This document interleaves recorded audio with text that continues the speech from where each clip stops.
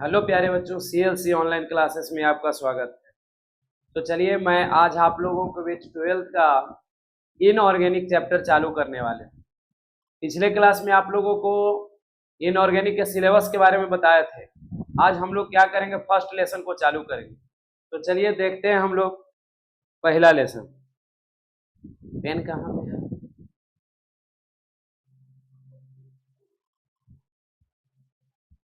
चलिए देखिए,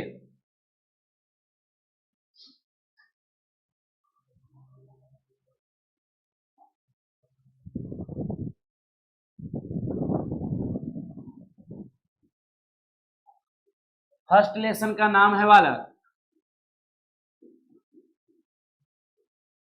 तत्वों का निष्कर्षण, पराक्रम और उनके सिद्धांत।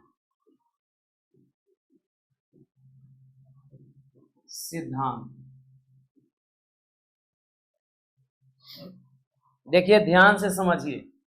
इनऑर्गेनिक में बोला जाता है तो आप लोगों को फर्स्ट लेसन और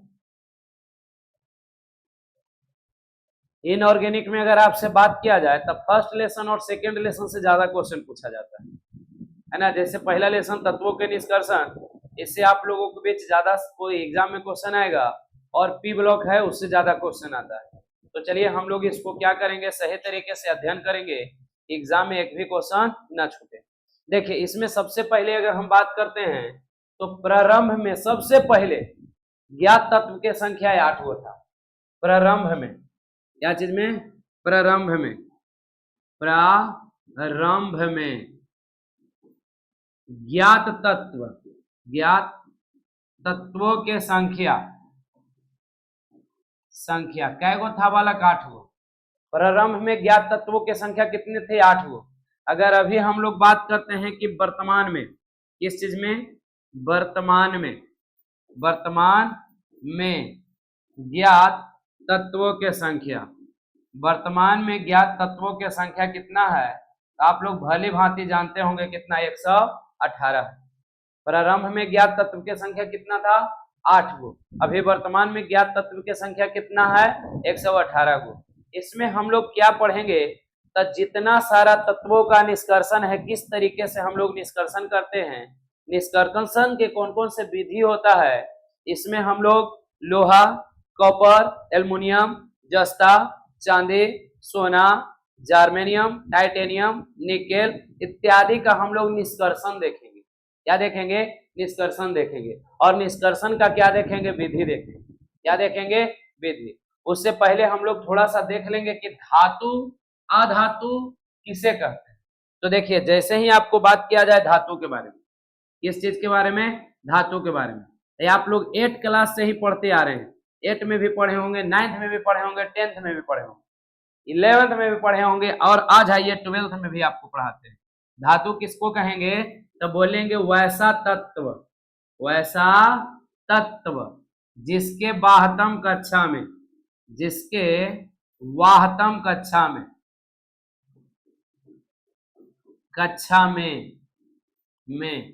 1 2 3 इलेक्ट्रॉन होता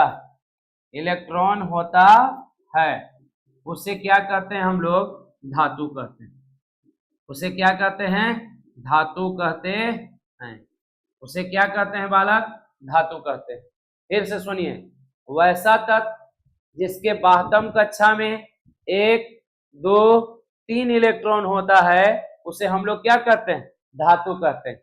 वैसा तत्व जिसके वाहतम कक्षा में 1 2 3 इलेक्ट्रॉन होता है, उसे क्या कहते हैं? धातु कहते हैं। जैसे एग्जाम्पल में यहाँ पे देखिए, हम बात करते हैं सोडियम के। किसका? सोडियम के। तो इलेक्ट्रॉनिक विन्यास निकालिए, 2 8 1। अगर हम बात करते हैं यहाँ पे लिथियम के थ्री, तो लिखेंगे 2 और कितना? 1। अगर हम बात करते हैं यहाँ पे Mg मैग्नीशियम के, Mg किसका बालक? मैग्नीशियम के, क्या लिखेंगे बताइए? इसका 12 ना, तो 2 8 2। बात करते हैं यहाँ पे हम कैल्शियम 20 के, लिख दीजिए 2 8 8 और कितना? 2 2 8 8 और कितना? 2। कितना बालक? 2। इसके बाद हम कक्षा में देखिए क्या इलेक्ट्रॉन है? 1 है। कितना है?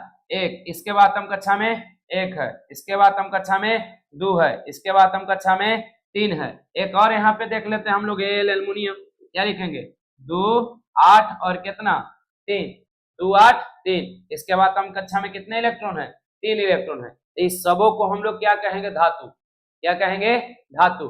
तो वैसा तत्व जिसके बाह्यतम कक्षा में 1 2 या 3 इलेक्ट्रॉन होता है उसे हम लोग क्या कहते हैं धातु कहते हैं। वैसा तत्व जिसके बाह्यतम कक्षा में 1 2 3 इलेक्ट्रॉन होता है उसे क्या कहते हैं धातु कहते हैं। जैसे आप लोगों को बीच अधातु के बारे में पूछा जाए कि बताओ अधातु किसे कहते हैं, क्या बोला जाए बालक अधातु। यहाँ पे हम लिख देते हैं, क्या लिखते हैं अधातु, अधातु। अधातु किसको कहेंगे तो बोलेंगे वैसा तत्व, वैसा तत्व जिसके बाह्यतम कक्षा में, जिसके वाह्यतम कक्षा में, बाह्यतम कक्षा में, कक्षा में कितना बालक 5 6 7 इलेक्ट्रॉन होता, इलेक्ट्रॉन होता है, उसे हम लोग क्या कहते हैं, उसे अधातु कहते हैं, अधातु कहते हैं। उसे हम लोग क्या कहेंगे अधातु कहेंगे। अधातु किसको कहेंगे ध्यान से सुनिए, वैसा तत्व जिसके बाह्यतम कक्षा में 5 6 7 इलेक्ट्रॉन होता है उसे हम लोग क्या कहते हैं अधातु कहते हैं। और जिसके बाह्यतम कक्षा में 1 2 3 इलेक्ट्रॉन होता है उसे हम लोग क्या कहते हैं धातु कहते हैं। जिसके बाह्यतम कक्षा में 1 2 3 इलेक्ट्रॉन होता है उसे क्या कहेंगे धातु, क्या कहेंगे धातु। और जिसके बाह्यतम कक्षा में 5 6 7 इलेक्ट्रॉन होता है उसे हम लोग क्या कहेंगे अधातु, क्या कहेंगे अधातु। जैसे एग्जांपल यहाँ पे देखते हैं बालक, देखिए ध्यान दीजिए, हम बात करते हैं नाइट्रोजन के, 7 होता है तो लिखेंगे 2 और कितना 5, 2 और कितना 5। अगर हम यहाँ पे बात करते हैं ऑक्सीजन की 8 होता है तो लिख देंगे 2 और कितना 6, 2 और कितना 6। हम यहाँ पे बात करते हैं किसका तो मैग्नीशियम का, एल्युमिनियम का और किसका सल्फर के बात कीजिए 16 के। या तो यहाँ पे बात करते हैं हम क्लोरीन के, क्या चीज क्लोरीन 17 के, तो लिखेंगे 2 8 और कितना 7, 2 8 7। हम यहाँ पे बात करते हैं एस से सल्फर 16 के, तो लिखेंगे 2 8 और कितना 6, 2 8 कितना 6। तो देखिए तो इसके बाह्यतम कक्षा में क्या इलेक्ट्रॉन है 5, इसके बाह्यतम कक्षा में 6 7 6। तो इस सबके हम लोग क्या कहेंगे अधातु, क्या कहेंगे अधातु। आप लोग के एग्जाम में ऑब्जेक्टिव में पूछा जाता है कि निम्नलिखित में से कौन अधातु, निम्नलिखित में से कौन अधातु है। आप पूछ देगा ना ऑप्शन में देले रहेगा नाइट्रोजन और ऑक्सीजन, नाइट्रोजन और क्या ऑक्सीजन, आगे और दे देगा लिथियम और ऑक्सीजन, आगे और दे देगा क्या दे देगा हाइड्रोजन और क्या हुआ कार्बन, है ना। इस तरीके से हम लोग जांच कर लेंगे। जैसे नाइट्रोजन है तो नाइट्रोजन के 5, ऑक्सीजन ऑक्सीजन के 6 आ रहा है तो यही क्या हो जाएगा आंसर हो जाएगा। ठीक है, इस तरीके से आप लोग समझ गए होंगे। धातु जिसके बाह्यतम कक्षा में 1 2 3 धातु, जिसके बाह्यतम कक्षा में 5 6 7 अधातु, और जिसमें धातु और अधातु दोनों का गुण पाया जाता है उसे हम लोग क्या कहते हैं उपधातु कहते हैं। जिसमें धातु और अधातु दोनों का गुण पाया जाता है उसे हम लोग क्या कहते हैं बालक उपधातु कहते हैं। जैसे देखिए यहाँ पे हम लिख देते हैं, क्या लिख दें उपधातु, क्या लिखते हैं उपधातु, उप क्या धातु। उपधातु किसको कहेंगे बालक, अब बोलेंगे कि वैसा तत्व, वैसा तत्व जिसके बाह्यतम कक्षा में, नहीं वैसा तत्व जिसमें धातु और अधातु दोनों का गुण पाया जाता है, दोनों का गुण पाया जाता है, गुण पाया जाता है, उसे उपधातु कहते हैं, उपधातु कहते हैं। फिर से समझिए, जिसमें धातु और अधातु दोनों का गुण पाया जाता है उसे हम लोग क्या कहते हैं उपधातु कहते हैं। जैसे एक बार हम लोग आवर्त सारणी को देख लेते हैं। आवर्त सारणी में हम लोग ना चलिए देखते हैं, देखिए यहां ध्यान से, आवर्त सारणी।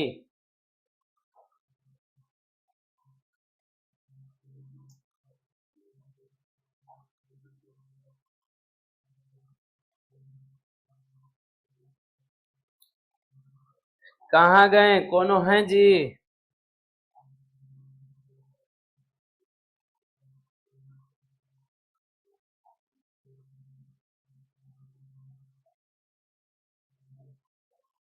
चलिए देखिए, नहीं आ रहा, इसको हम लोग आवर्त सारणी के बात करते हैं। यहाँ लिख देते हैं परियोजिक टेबल।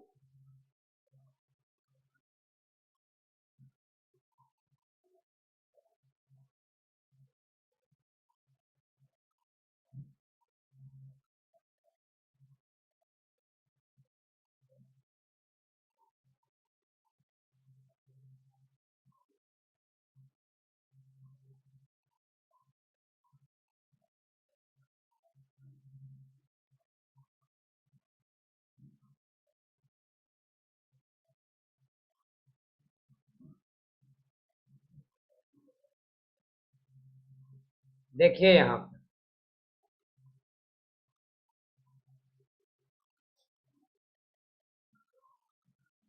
ध्यान से देखिए, अगर हम बात करते हैं इसका, दिखाई दे रहा है बालक? इसको थोड़ा बड़ा कर लें।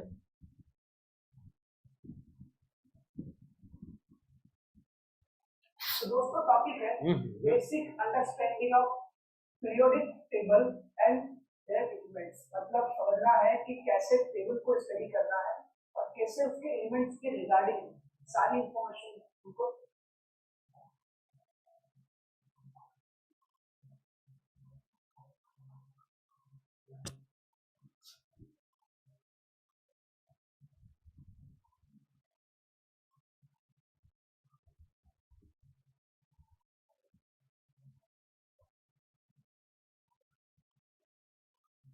चलिए देखिए, इतना सही हम लोग देख लेते हैं। यहाँ पे अगर बात करें धातु के, तो यहाँ से देखिए ये सब आप लोगों को जो दिखाई दे रहा है, ये सब के सब क्या है बुआ? धातु। क्या है? धातु। क्या है? धातु। यहाँ से जो आप लोग देख रहे हैं इस तरीके से, इसे हम लोग क्या कहते हैं? अधातु। क्या कहते हैं? अधातु। और ये जो बीच में आप लोगों को दिख रहा है, कौन कौन दिख रहा है बालक? एगो दिख रहा होगा आप लोगों को, कौन सा दिख रहा है? ये आप लोगों को एक दिख रहा है बी। कौन है? बी। कौन है बालक? बी है।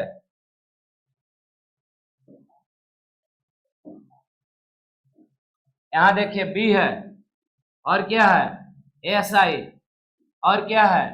जीई, और क्या है? ए एस, और क्या है? एस बी, और क्या है? टीई, और क्या है? पीओ।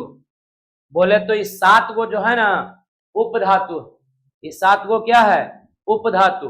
इस 7 उपधातु के नाम आप लोग क्या कीजिएगा? लिख लीजिएगा, क्योंकि ये आप लोग से पूछता है कौन कौन है बुआ। जैसे ऑब्जेक्टिव में पूछ देगा कि निम्नलिखित में से कौन उपधातु है, निम्नलिखित में से कौन उपधातु है, तो हम लोग क्या करेंगे? इसको सही तरीके से देखेंगे कौन कौन हो जाएगा। एक में बी, देखिए यहाँ यह हो जाएगा उपधातु। एक यह है, एक यह है, यह है, यह है, यह है, यह है। देखिए तो 1 2 3 4 5 6 7, क्या गो है? 7 गो। तो 7 के नाम आप लोग याद रखिएगा, कॉपी पर लिख दीजिएगा। उपधातु के संख्या कितने? 7। कौन कौन है? एक बी है, एस आई है, और एक जीई है। इसके बाद क्या है? एस है, एस बी है, टी है, और क्या है? पीओ है। ये सबको याद रखिएगा 7 गो के। अगर उपधातु आपसे पूछा जाता है, ये ऑब्जेक्टिव में 1 नंबर में पूछेगा, या धातु पूछ दे, आधातु पूछ दे, सबसे ज्यादा आधातु और उपधातु पूछता है। पूछेगा कि उपधातु के उपधातु निम्नलिखित में से कौन है। अगर इस 7 के याद रखिएगा तो ऑप्शन सही तरीके से मारा जाएगा। ठीक है। और आधातु के लिए आप लोगों को बताए ही है, जिसके बाद हम कक्षा में 5 6 7 इलेक्ट्रॉन होता है, उसको क्या कहेंगे? आधातु। ना तो इस तरीके से हम लोग क्या करेंगे? निकाल लेंगे। चलिए अब आगे देखते हैं। देखिए थोड़ा बोर्ड के बारे में हमको कम जानकारी है, इसीलिए थोड़ा इधर उधर हो जाता है ना। चलिए यहाँ पे देखिए, अब हम लोग देखते हैं क्या पढ़ रहे थे हम लोग। हम लोग अब देखते हैं आगे।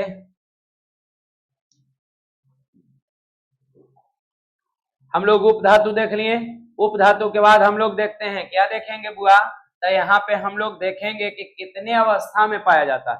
जैसे हम लोग देख लिए धातु किसे कहते हैं, तब तू लोग बता देगा। जिसके बातम कक्षा में 1 2 3 इलेक्ट्रॉन होता है उसे धातु कहते हैं। जिसके बातम कक्षा में 5 6 7 इलेक्ट्रॉन होता है उसे अधातु कहते हैं। और जिसमें धातु और अधातु दोनों का गुण पाया जाता है उसे क्या कहते हैं? उपधातु कहते हैं। और प्रारंभ में ज्ञात धातु की संख्या कितना था? तत्व की संख्या 8 हुआ। अभी वर्तमान में ज्ञात तत्व की संख्या कितना है? 118। और जितना भी तत्व पाया जाता है प्राकृतिक में वह कितने अवस्था में पाया जाता है? तो जितने भी तत्व प्राकृतिक में पाए जाते हैं वो 2 अवस्था में पाए जाते हैं। कितने अवस्था में पाए जाते हैं? 2 अवस्था में। एक का नाम है मुक्त अवस्था और दूसरा का नाम है संयुक्त अवस्था। एक क्या है बालक? मुक्त अवस्था और दूसरा है संयुक्त अवस्था। तो यहाँ पे हम लोग लिख देते हैं, क्या लिखेंगे? तब प्राकृतिक में ज्ञात तत्वों,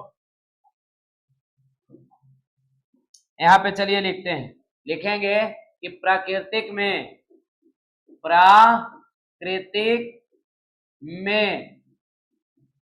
उपस्थित तत्व कितने अवस्था में पाए जाते हैं? उपस्थित तत्व 2 अवस्था में पाए जाते हैं। 2 अवस्था में पाए जाते हैं। कितने अवस्था में पाए जाते हैं? 2 अवस्था में। कौन कौन बालक? एक में होता है मुक्त अवस्था और 2 में होता है संयुक्त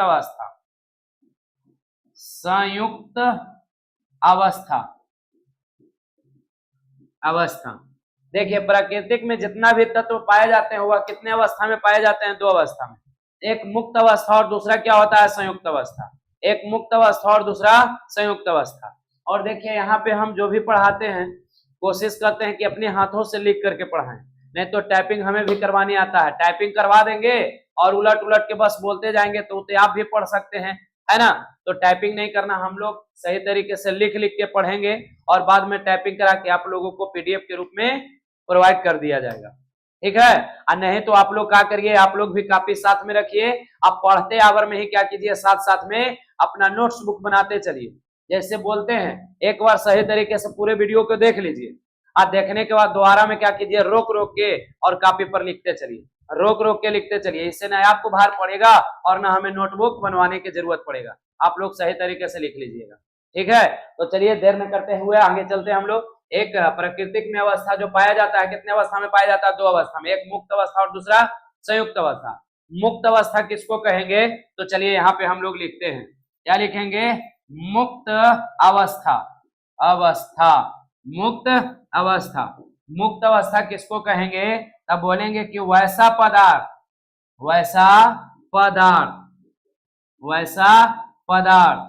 जिस पर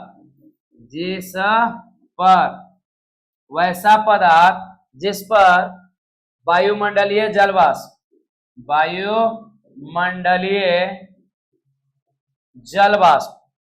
कार्बन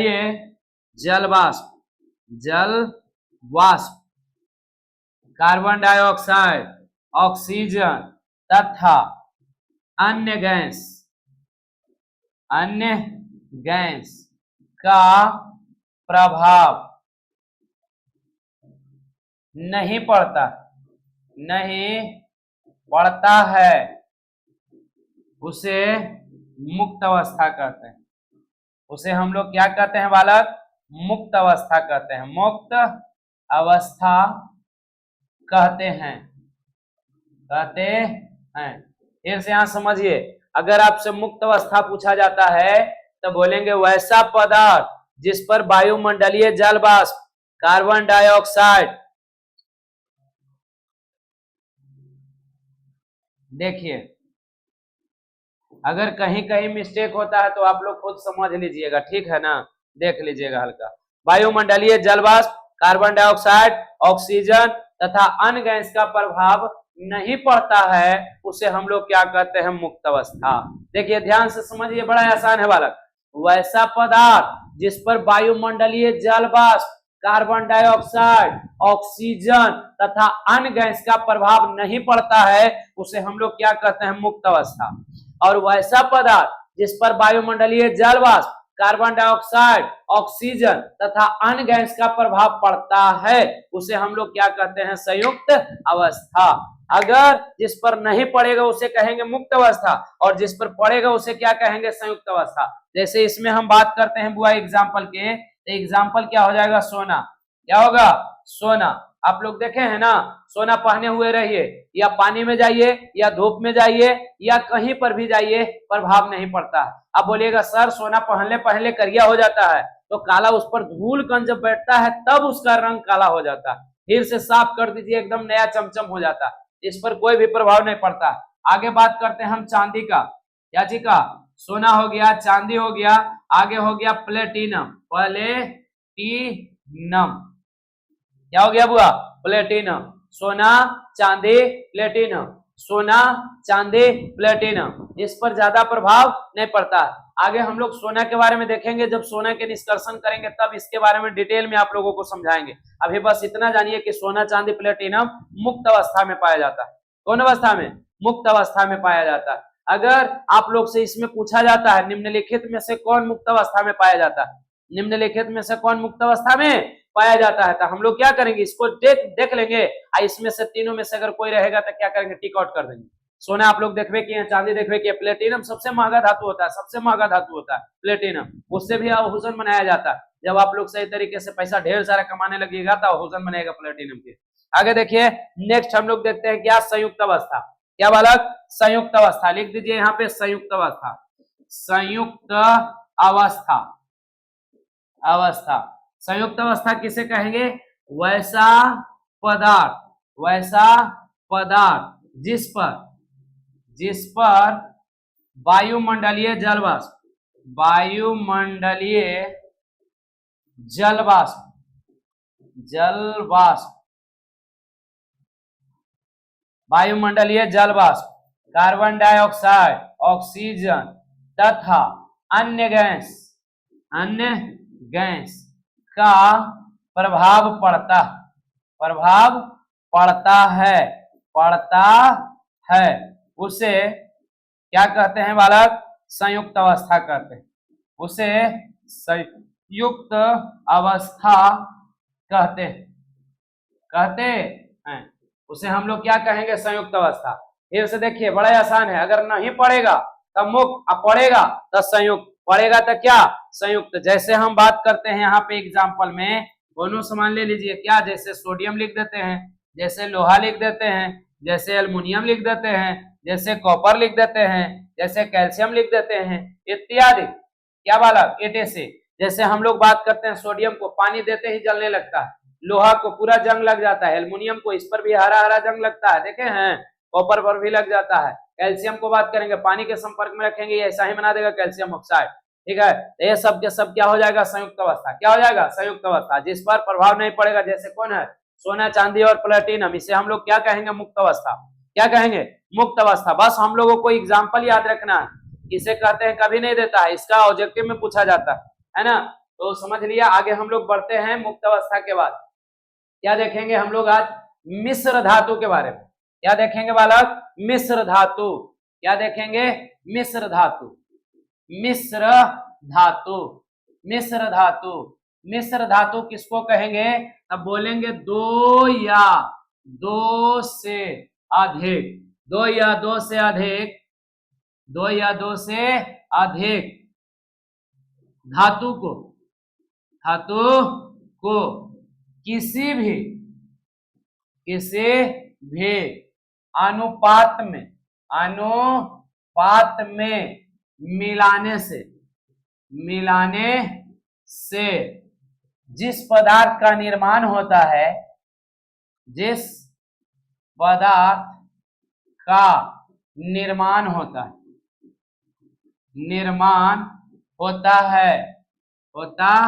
है उसे मुक्त अवस्था कहते हैं, नहीं उसे मिश्र धातु कहते हैं। उसे क्या कहते हैं, मिश्र धातु कहते हैं, धातु कहते हैं। चलिए यहां देखिए, मिश्र धातु किसको कहेंगे? तब बोलेंगे दो या दो से अधिक धातु को, दो या दो से अधिक धातु को आपस में किसी भी अनुपात में मिलाने से जिस पदार्थ का निर्माण होता है उसे हम लोग क्या कहते हैं? धातु कहते हैं, मिश्र धातु कहते हैं। फिर से देखिए, दो या दो से अधिक धातु को आपस में किसी भी अनुपात में मिलाने से जिस पदार्थ का निर्माण होता है उसे मिश्र धातु कहते हैं। जैसे एग्जाम्पल की बात करते हैं, यहाँ पे हम ले लेते हैं एग्जाम्पल में क्या बालक? तब पीतल, पीतल, तब पीतल किसका किसका मिश्रण होता है? एक होता है तांबा और दूसरा होता है जस्ता। एक तांबा और कोची के? जस्ता के। इसका याद करने का ट्रिक हम लोग याद रखेंगे, क्या याद रखेंगे? तब पिताजी, पिताजी, तब पी से याद रखिएगा पीतल, अत से बउआ तांबा और ज से क्या? जस्ता। ज से क्या होगा? जस्ता होगा, ज से जस्ता, इसे हम लोग जिंक भी कहेंगे।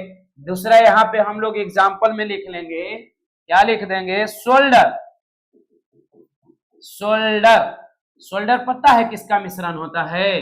सीसा, सीसा, अब प्लस में टीना का, सीसा प्लस में किसका? टीना का। इसका याद रखेंगे हम लोग कैसे?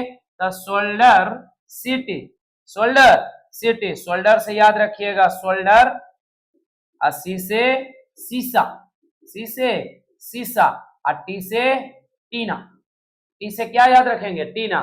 ठीक है। मिश्र धातु, मिश्र धातु हम लोग पीतल देखे हैं ना आप लोग? पीतल के बर्तन रहता है कांची के बनल, तांबा और जस्ता के, तांबा और जस्ता के। उसमें अनुपात पता रहता है क्या कि इतना तांबा है इतना जस्ता है?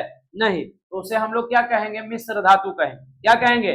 मिश्र धातु। अगर बात करते हैं हम शोल्डर के, तो शोल्डर में किसका होता है? सीसा और टीना का मिश्रण होता है, सीसा और किसका? टीना का मिश्रण होता है। एक और लिख देते हैं हम लोग इस्पात, क्या लिखते हैं? इस्पात, इस्पात, ये किसका मिश्रण होता है रे बुआ? कार्बन प्लस लोहा के, कार्बन प्लस किसका? लोहा के, कार्बन प्लस लोहा के। इसको याद रखिएगा कोची? इस्पात कालो, इस्पात कालो। इस्पात से कोची याद रहेगा बुआ? इस्पात, इस्पात से याद रखिएगा इस्पात, का से कार्बन, लो से लोहा, लो से लोहा। मिश्र धातु याद हुआ? दो या दो से अधिक धातु को आपस में किसी भी अनुपात में मिलाने से जिस पदार्थ का निर्माण होता है उसे हम लोग क्या कहते हैं? मिश्र धातु। क्या कहते हैं? मिश्र धातु। जैसे मैं आप लोगों को दिखाएं, पीतल हो गया, शोल्डर हो गया, इस्पात हो गया, और ऐसा बहुत सारा होता है। आप लोगों को एक दिन हम लोग पीडीएफ में प्रोवाइड कराएंगे। चलिए आगे हम लोग देखते हैं मिश्र धातु के बाद। मिश्र धातु के बाद हम लोग देखेंगे क्या चीज के बारे में, तो ध्यान से समझिए। इसके बाद हम लोग थोड़ा सा देख लेते हैं बुआ, क्या चीज? तो खनिज अयस्क के बारे में। तो यहाँ देखिए हम लिखते हैं खान, क्या लिखते हैं बालक? इसको गौर से आप लोग देखिएगा। देखिए यहाँ पे लिख देते हैं हम खान, क्या लिखते हैं बालक? खान। खान के बाद यहाँ लिखते हैं खनन, खनन। खनन के बाद यहाँ लिख देते हैं हम खनिज, क्या लिखते हैं? खनिज। खनिज के बाद यहाँ पे लिख देते हैं अयस्क, अयस्क। अयस्क के बाद यहाँ पे लिख देते हैं अधात्री,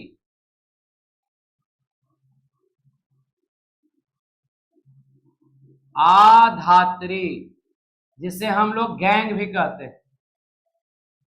क्या कहते हैं बालक? गैंग। इसके बाद इधर हम लोग लिख देते हैं, क्या लिख दें? इसके बाद यहां लिख देते हैं हम गैंग के बाद द्रवक, जिसे हम लोग बोलते हैं फलस्क। इसके बाद यहां लिख देते हैं हम धातु मल, धातु मल, जिसे हम लोग कहते हैं अश्लेष। क्या कहते हैं? अश्लेष। क्या कहते हैं बालक? अश्लेष। चलिए यहाँ ध्यान से अब समझिए, क्या समझना है हम लोगों को। इतना सारा लिखे हैं, सबको बारी बारी से आप लोग ध्यान से सुनिए, तुरंत याद हो जाएगा यहीं पे। सबसे पहला हम लोग लिखे हैं खान, क्या लिखे हैं? खान। तो पृथ्वी के अंदर पाए जाने वाले अकार्बनिक पदार्थ के भंडार को खान कहते हैं। पृथ्वी के अंदर पाए जाने वाले अकार्बनिक पदार्थ के भंडार को खान कहते हैं। पृथ्वी के अंदर पाए जाने वाले अकार्बनिक पदार्थ के भंडार को खान कहते हैं। जैसे पृथ्वी के अंदर बहुत सारा धातु है, तो जहां पे ढेर सारा धातु पाया जाता है उस जगह को हम लोग क्या कहते हैं? खान कहते हैं। क्या कहते हैं? खान। जैसे आप लोग देखे होंगे दुकान में जाइएगा खाद लेने, तब बहुत सारा खाद रखा रहता है, उस जगह को कहते हैं चलो खान में से देते हैं, है ना। तो उसे हम लोग क्या कहेंगे? जहां पे ढेर सारा संग्रह किया जाता है, भंडारा किया जाता है, उसी को हम लोग क्या कहेंगे? खान। क्या कहेंगे? खान। खान के बाद दूसरा आता है खनन। क्या आता है बालक? खनन। दूसरा क्या आएगा? खनन। तो खनन हम लोग किसको कहेंगे? तब बोलेंगे पृथ्वी को खन कर, पृथ्वी को खन कर धातु प्राप्त करना क्या कहलाता है? खनन। पृथ्वी को खन कर धातु प्राप्त करना खनन कहलाता है। पृथ्वी को खन कर धातु प्राप्त करना क्या कहलाता है? खनन। आगे खनन के बाद खनिज है। क्या है? खनिज। तो पृथ्वी के अंदर पाए जाने वाले वैसा या कार्बनिक पदार्थ, पृथ्वी के अंदर पाए जाने वाले वैसा या कार्बनिक पदार्थ जिसका एक निश्चित संगठन होता है, जिसका एक निश्चित संगठन होता है, उसे हम लोग क्या कहते हैं? खनिज कहते हैं। पृथ्वी के अंदर पाए जाने वाले वैसा या कार्बनिक पदार्थ जिसका एक निश्चित संगठन होता है, उसे क्या कहते हैं? खनिज कहते हैं। जैसे पृथ्वी के अंदर कोयला है, उसको निकालिएगा तो एक समय ऐसा आएगा कि कोयला खत्म हो जाएगा। पृथ्वी के अंदर लोहा है, निकालेंगे तो एक समय ऐसा आएगा कि क्या हो जाएगा? लोहा खत्म हो जाएगा और सब अयस्क के रूप में पाया जाता है ना। अगला क्या है? अयस्क है। तो अयस्क किसको कहेंगे? जिससे धातु प्राप्त करने में कम समय तथा कम खर्च लगता है, उसे क्या कहते हैं? अयस्क। क्या कहेंगे? अयस्क। जिसे धातु प्राप्त करने में कम समय तथा कम खर्च लगता है, उसे अयस्क कहते हैं। अयस्क के बाद क्या है? आधात्री या गैंग। आधात्री या गैंग। तो आधात्री हम लोग किसको कहेंगे? तब बोलेंगे अयस्क में पाए जाने वाले अशुद्धि को गैंग कहते हैं। अयस्क में पाए जाने वाले अशुद्धि को हम लोग क्या कहते हैं? गैंग कहते हैं। जैसे आप लोग घर पर देखे होंगे मम्मा लोग क्या करते हैं? चावल चुनते हैं, तो चावल चुनने में जो काला वाला निकलता है, उस काला वाला को ही हम लोग क्या कहते हैं? गैंग कहते हैं। क्या कहते हैं? गैंग। या उसी का दूसरा नाम होता है धात्री। क्या नाम होता है? धात्री। और आपसे ऑब्जेक्टिव में पूछा जाएगा कि अयस्क में पाए जाने वाले अशुद्धि को क्या कहते हैं, तो अयस्क में पाए जाने वाले अशुद्धि को हम लोग क्या कहते हैं? गैंग कहते हैं। क्या कहते हैं? गैंग कहते हैं। क्या कहते हैं? गैंग कहते हैं। चलिए गैंग के बाद देखते हैं हम लोग द्रवक या फलस। द्रवक या फलस। तो द्रवक किसको कहेंगे? अयस्क में पाए जाने वाले अशुद्धि को, अयस्क में पाए जाने वाले अशुद्धि को हटाने के लिए जिस रासायनिक पदार्थ का उपयोग किया जाता है, उसे ही हम लोग क्या कहते हैं? फलस्क कहते हैं। फिर से ध्यान से सुनिए, अयस्क में पाए जाने वाले अशुद्धि को हटाने के लिए जिस रासायनिक पदार्थ का उपयोग किया जाता है, उसे फलस्क कहते हैं। जैसे फलस्क से एक और नाम याद आता है, लक्स। क्या आता है? लक्स। साबुन देखे हैं? लक्स का उपयोग क्या, उसका कार्य क्या है? हमारे शरीर से गंदगी को हटाने के लिए जिस रासायनिक पदार्थ का उपयोग किया जाता है, उसे लक्स कहते हैं। उसी पर डिफिनेशन इसका भी दे देंगे कि अयस्क में पाए जाने वाले अशुद्धि को हटाने के लिए जिस रासायनिक पदार्थ का उपयोग करते हैं, उसे हम लोग क्या कहते हैं? फलस्क कहते हैं। और जब गैंग और फलस्क को आपस में मिला देते हैं, तो कुछ हल्के पदार्थ का निर्माण होता है जो धातु के ऊपर तैरते रहता है, उसे हम लोग क्या कहेंगे? धातुमल या अश्लेष। धातुमल या अश्लेष। एक बार फिर से सुनिए, खान। पृथ्वी के अंदर पाए जाने वाले अकार्बनिक पदार्थ के भंडार को क्या कहते हैं? खान। खनन। पृथ्वी को खन कर धातु प्राप्त करना क्या कहलाता है? खनन। खनिज। पृथ्वी के अंदर पाए जाने वाले वैसा अकार्बनिक पदार्थ जिसका एक निश्चित संगठन होता है, उसे क्या कहते हैं? खनिज। अयस्क। जिससे धातु प्राप्त करने में कम समय तथा कम खर्च लगता है, उसे क्या कहते हैं? अयस्क। क्या कहते हैं? अयस्क। अधात्री। अयस्क में पाए जाने वाले अशुद्धि को क्या कहते हैं? गैंग।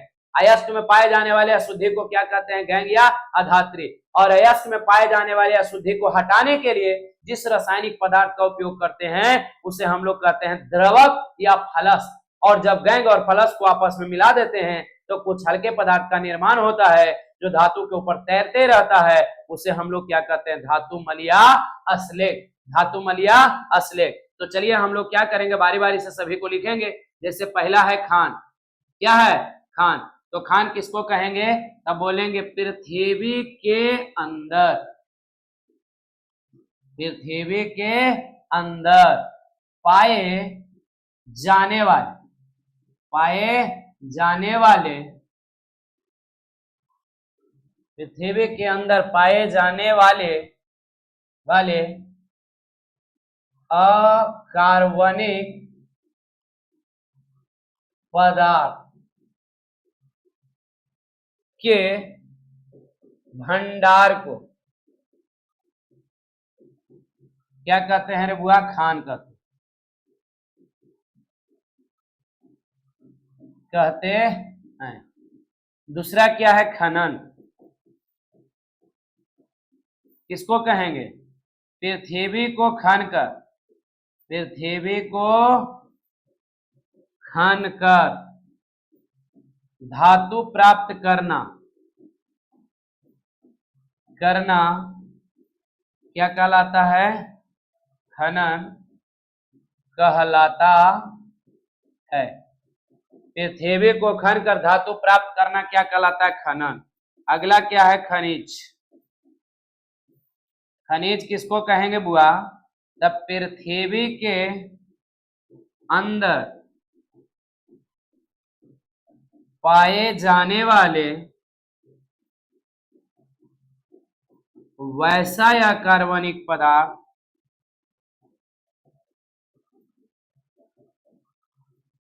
वैसा या कार्बनिक पदार्थ जिसका एक निश्चित संगठन होता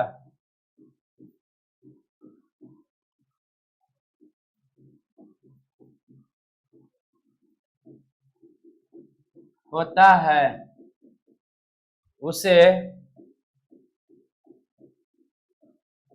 खनिज का,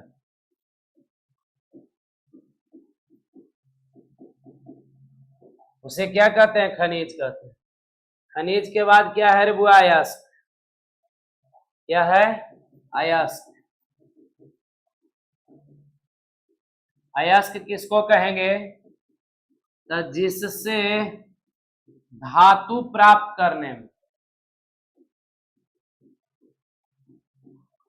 करने में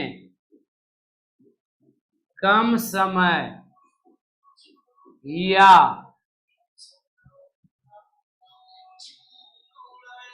हाँ ले अथिया में क्लास ले रहे हैं। हाँ चालू है। आते हैं तो बताते हैं, आते हैं बाहर निकल के। तब सुनिए, जिससे धातु प्राप्त करने में कम समय या कम खर्च लगता है उसे क्या कहते हैं? अयस्क कहते हैं। उसे अयस्क कहते हैं। अयस्क के बाद दूसरा क्या था बालक? गैंग या आधात्री। आधात्री किसको कहेंगे?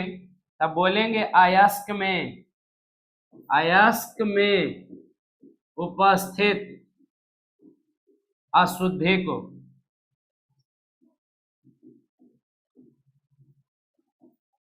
अशुद्धि को क्या कहते हैं? गैंग कहते हैं। गैंग कहते हैं। क्या कहते हैं? गैंग कहते हैं। अगला गैंग के बाद कौन था? फलस या द्रवक। बोलेंगे अयस्क में उपस्थित अशुद्धि को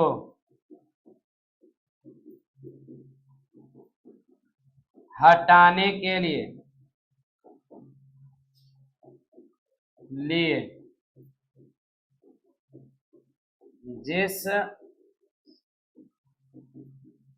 जिस रासायनिक पदार्थ का उपयोग किया जाता है उसे क्या कहते हैं?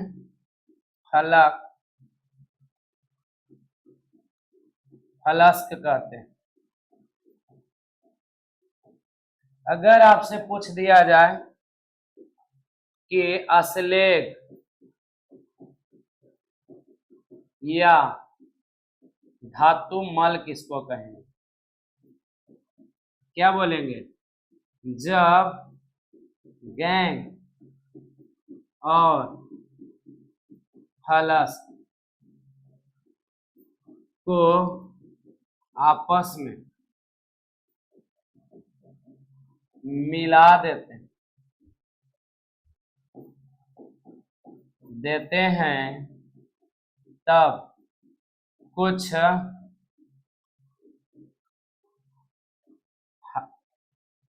हल्के पदार्थ का निर्माण होता है जो धातु के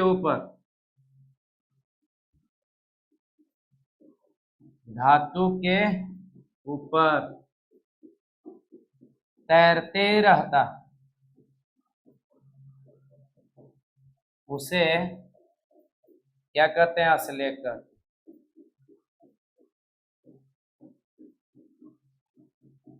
चलिए देखिए, यहां ध्यान से सुनिए, एक बार समझ लीजिए। आप लोग स्क्रीनशॉट ले लीजिए, नहीं तो रोक करके क्या करिएगा, लिख लीजिए। देखिए यहां से हम लिखे हैं, क्या लिखे हैं बुआ? पहले खान है। क्या है खान? तो पृथ्वी के अंदर पाए जाने वाले अकार्बनिक पदार्थ के भंडार को क्या कहते हैं? खान कहते हैं। दूसरा क्या है? खनन।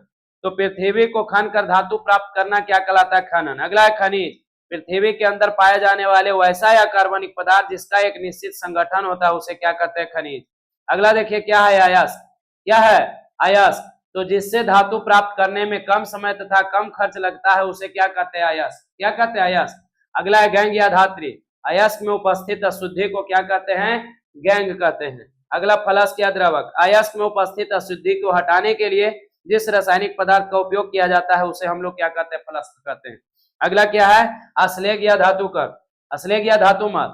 जब गैंग और फलस्क को आपस में मिला देते हैं तो कुछ हल्के पदार्थ का निर्माण होता है, उसे हम लोग क्या कहते हैं? अश्लेष कहते हैं। तो आप लोग क्या कीजिए, इसे स्क्रीनशॉट ले लीजिए, घर पर जाकर रोक करके क्या कीजिएगा, लिख लीजिएगा।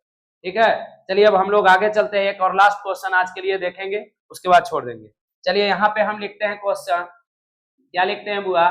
खनिज और अयस्क में अंतर स्पष्ट करें। अयस्क में अंतर स्पष्ट करें। अंतर स्पष्ट करें। क्या करें? अंतर स्पष्ट करें। यहाँ पे देखिए, हम यहाँ लिख देते हैं क्या? खनिज और अयस्क में निम्नलिखित अंतर। इधर लिख देते हैं हम खनिज, क्या लिखते हैं वाला? खनिज। और इधर लिख देते हैं हम अयस्क। अयस्क क्या लिख देते हैं? अयस्क। अब यहाँ ध्यान से सुनिए, समझिए, जांचिए, तौलिए, परखिए। देखिए, जैसे अगर खनिज पूछेगा तो सबसे पहला पॉइंट इसमें बोलेंगे कि यह खान से प्राप्त होता है। कि किससे प्राप्त होता है? खान से प्राप्त होता है। प्राप्त होता है, होता है। लेकिन इसका बात करेंगे तो यह खनिज से प्राप्त होता है। यह खनिज से प्राप्त होता है, प्राप्त होता है। अगर इससे हम धातु प्राप्त करते हैं, इससे धातु प्राप्त करने में अधिक समय लगता है, अधिक समय लगता है। लेकिन इससे धातु प्राप्त करने में इससे धातु प्राप्त करने में, धातु प्राप्त करने में कम समय लगता है। क्या लगता है बुआ? कम समय लगता है, समय लगता है। अब बताइए, कम समय लगेगा तो कम खर्च भी लगेगा, ज्यादा समय लगेगा तो ज्यादा खर्च भी लगेगा। तो बोलेंगे कि इससे धातु प्राप्त करने में क्या लगता है? अधिक खर्च लगता है। अधिक क्या लगता है? खर्च लगता है। और इसमें क्या बोलेंगे बालक? तो इससे धातु प्राप्त करने में क्या लगता है? कम खर्च लगता है। अगर इसमें हम बात करें तो सबसे मस्ट VVI पॉइंट, सभी खनिज अयस्क नहीं होते हैं।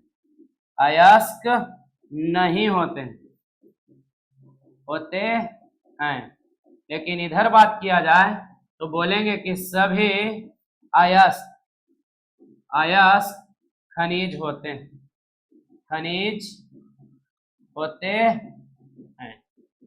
चलिए देखिए, बड़ा आसान है। खनिज और अयस्क में अंतर स्पष्ट करें तो खनिज और अयस्क में निम्नलिखित अंतर। खनिज खान से प्राप्त होता है। खनिज किससे? खान से प्राप्त होता है। खनिज किससे प्राप्त होता है? खान से प्राप्त होता है। लेकिन ये किससे प्राप्त होगा? खनिज से प्राप्त होगा। खनिज से धातु प्राप्त करने में अधिक समय लगता है, लेकिन अयस्क से धातु प्राप्त करने में कम समय लगता है। खनिज से धातु प्राप्त करने में अधिक खर्च लगता है, लेकिन अयस्क से धातु प्राप्त करने में कम खर्च लगता है। सभी खनिज अयस्क नहीं होते हैं, लेकिन सभी अयस्क खनिज होते हैं। ठीक है, समझ में आया? इसका स्क्रीनशॉट ले लीजिए, लिख लीजिएगा, रोक रोक के वीडियो को देख लीजिएगा।